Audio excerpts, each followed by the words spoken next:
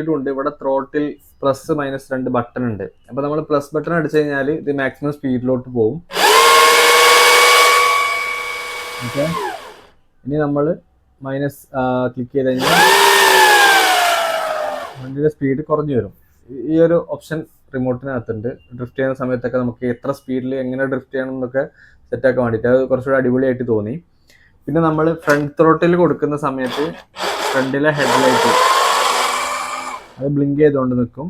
ഫ്രണ്ടിലെ ഹെഡ്ലൈറ്റും ഈ ഓറഞ്ച് ലൈറ്റും രണ്ടും ബ്ലിങ്ക് ചെയ്യുന്നുണ്ട്. താഴെ പിന്നെ ബാക്കിലുള്ള ബ്രേക്ക് ലൈറ്റ് ഉണ്ട്. ഇത് ഫ്രണ്ട് ത്രോട്ടിൽ കൊടുക്കുന്ന റിവേഴ്സ് കൊടുക്കുന്ന സമയത്താണ് ബാക്കിലെ ഇത് വർക്ക് ചെയ്യുള്ളൂ. ഓക്കെ, അത് റിവേഴ്സിലാണ് വർക്ക് ചെയ്യുന്നത്. ഫ്രണ്ടിലത്തത് ഫ്രണ്ട് ത്രോട്ടിൽ മാത്രം. ഇനി താഴെ നമുക്ക് 7 കളേഴ്സിൽ ലൈറ്റ് വരുന്നുണ്ടെന്ന് പറഞ്ഞു. അതിന് ആക്ച്വലി ഇവിടെ 2 ബട്ടൺ ഉണ്ട്. ആദ്യത്തെ ബട്ടൺ എന്ന് പറഞ്ഞു കഴിഞ്ഞാൽ ഇതിന്റെ കളർ ചേഞ്ച് വരുത്താൻ വേണ്ടിയിട്ടാണ്. ഓക്കെ, ഗ്രീന്, ബ്ലൂ, ഇതേതാ മിന്നിങ്ങിന്റെ കളർ, ഇത് കളർ നമുക്കൊക്കെ നീലയും പച്ചയും ചുവപ്പും തന്നെ.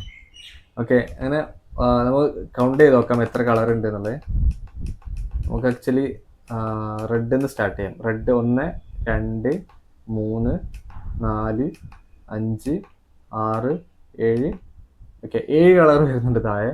ഇനി ഇതിന്റെ പുറത്ത് അത് മോഡ് എന്നുള്ള ബട്ടൺ പ്രസ് ചെയ്യുമ്പോഴാട്ടോ ഈ ലൈറ്റ് ചേഞ്ച് ആവുന്നത്. ഇനി നമുക്ക് ഇതിനകത്ത് ലൈറ്റ് എന്ന് പറഞ്ഞ ബട്ടൺ ഉണ്ട്. അത് പ്രസ് ചെയ്ത് കഴിഞ്ഞാൽ ലൈറ്റ് ഓൺ ആവും, ഓഫ് ആവും.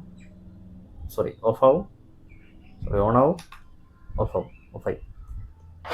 ഇപ്പൊ നമുക്ക് ത്രോട്ടിൽ കൊടുത്താലും ഒന്നും കൊടുത്താലും ഒരു ലൈറ്റും വർക്ക് ചെയ്യില്ല. ലൈറ്റ് ഒന്നുകൂടെ പ്രസ് ചെയ്ത് കഴിഞ്ഞാൽ എല്ലാ ലൈറ്റും ഓൺ ആയി. അങ്ങനെ ത്രോട്ടിൽ കൊടുത്തു കഴിഞ്ഞാലും പിന്നെ അല്ലാതെ താഴെയൊക്കെ ലൈറ്റ് വർക്ക് ചെയ്യും. ഇതാണ് ലൈറ്റിന്റെ ഫങ്ഷനാലിറ്റി വരുന്നത്. പിന്നെ ത്രോട്ടിൽ പ്രൊപ്പോർഷണൽ നമ്മൾ കൊടുക്കുന്ന ആ ഒരു രീതി തന്നെയാണ്